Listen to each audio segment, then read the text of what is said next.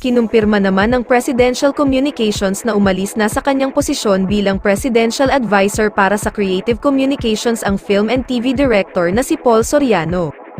Ayon kay PCO Secretary Cheloy Garafil, nagpadala si Soriano ng resignation upang unahin ang mga personal commitments, kabilang na ang paggugol ng oras sa kanyang pamilya, lalong-lalo na sa bago nitong silang na anak.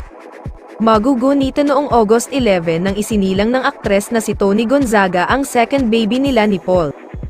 Ibinandera pa nga mismo ng direktor ang magandang balita sa social media kalakip ang video ni Toni na nasa hospital bed habang buhat si baby Paulina.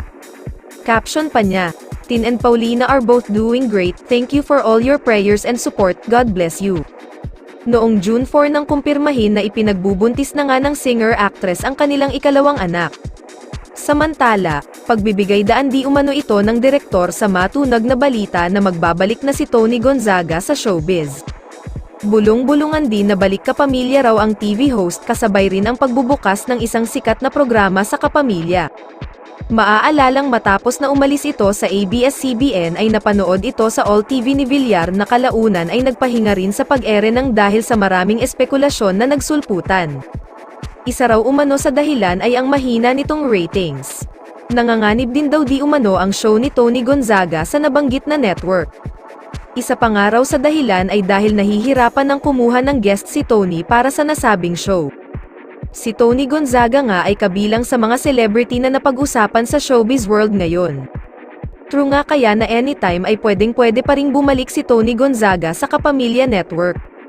Hindi naman daw tinanggal o inalis si Toni bilang talent ng ABS-CBN kundi siya ang nag-resign sa pamamagitan ng social media. Naging kaliwat kanan ang batikos kay Toni noon dahil tinanggap niya ang pagiging host sa mga Uniteam campaign rally gayong alam naman daw niya na ang ilan sa mga nasa partido ang nagpasara sa ABS-CBN.